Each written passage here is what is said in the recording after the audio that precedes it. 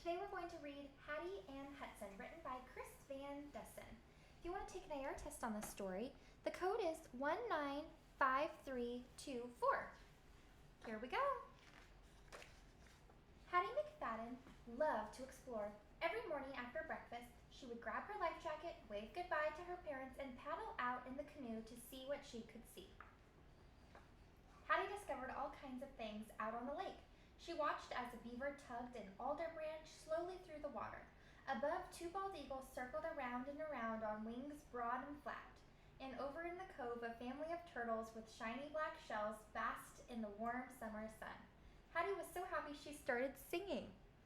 When the sun is up and the day is new and the birds are a-singin' in the sky, that's when you'll find me in my little canoe, just paddling by.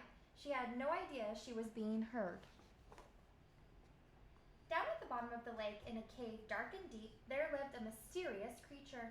He was enormous, but elusive. He never ventured up to the surface. He spent his days down below, all alone and out of sight.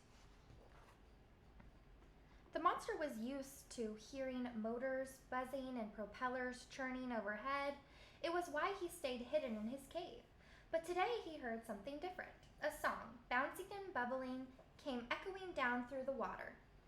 So come with me, 'cause there's room for two. We'll be together, you and I, out on the lake in my little canoe, just paddling by. It was so cheerful and charming that it drew the beast out of his lair and up towards the light. He broke through the water, drawn by the music, and there just off to the right was a young girl alone in a canoe, singing.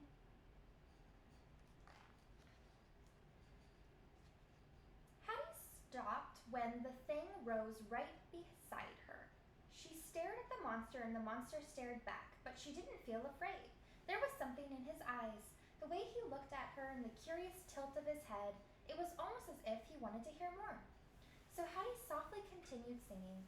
When the sun goes down and the day is through and the moon is a-risin' in the sky, I'll take you home in my little canoe, just paddling by. And as she sang the last note, Hattie was astounded when the giant joined in, harmonizing with a low rumble. Then someone screamed. People pointed, some fainted. Motors roared as boats fled in a frenzy.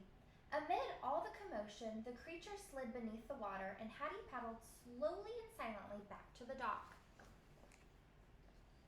That night, Hattie tried to sleep, but every time she closed her eyes, she pictured the green, friendly face looking down at her.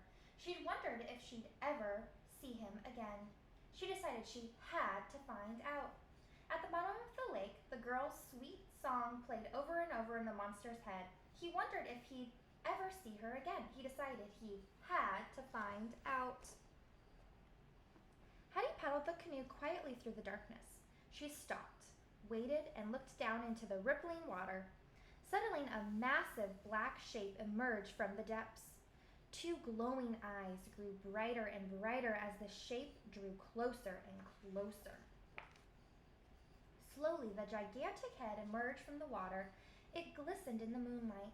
For a moment or two, the monster and the girl simply stared at each other. Then Hattie broke the silence. "Hi, I'm Hattie," she said. "The girl you met this morning. I was really hoping I'd see you again. What's your name?" The monster cocked his head. "You do have a name, don't you?" The monster raised his eyebrows and cocked his head even more. Maybe you don't," Hattie said. "Well, you kind of remind me of my uncle's dog, Hudson. Maybe I should call you Hudson. Do you like the name Hudson?" The monster slowly smiled. "Good, I like it too," she said. "It fits you. Hello, Hudson." And just like that, they became fast friends. The little girl and the huge monster splashed and played in the silvery moonlight until Hattie realized it was time to head home. As she climbed into the canoe, she turned around, smiling, and said, "Hey, Hudson, let's meet again tomorrow night, okay?" Hudson nodded eagerly and smiled back. The next afternoon, there was a meeting at the town hall. Everyone was yelling suggestions, ways to get rid of what they called the deadly beast. If only they knew him, Hattie thought. She tried to say something, but she was interrupted. She tried again, but no one heard her. She tried several times to speak. Finally, she gave up. When the meeting was over, Hattie walked home with her dad. She felt a little sick. Hattie snuck out again that night to be with Hudson, but when they met, she didn't feel much like playing. The townspeople saw you yesterday, she explained. Everybody thinks you're dangerous. Tomorrow they are coming to catch you and take you away. I don't know where to, but we can't let this happen. We need a plan. Hattie was deep in thought when Hudson abruptly nudged the canoe with his nose, nearly knocking it over. Hey, barked Hattie. Hudson did it again. What the heck? Once again, he bumped the boat, then he looked at her and smiled brightly. Wait a second. I think I know what you're doing, said Hattie. Then she added, and this could work. This could definitely work, Hudson. You're a genius. At the break of dawn, Hattie paddled her canoe over to the town landing. The men were already gathered, loading their boats with radars, ropes, and netting. Hattie started to feel sick again, but she had to stay focused. She had to stick to the plan. She had to save her new friend. So she paddled her canoe away from the shore and to the center of the lake. Then she waited. Now it was Hudson's turn. He swam up to Hattie. He carefully bumped the bottom of the canoe. It flipped over easily, tossing Hattie, as planned, into the water. Hattie flailed her arms. She splashed the water. She pretended to be in serious peril. The men on the landing sprang into action. Hang on, somebody hollered. We're on our way. The boats were coming quickly, but Hattie waited and waited until they were in perfect position. Then she signaled to Hudson. Look what he did.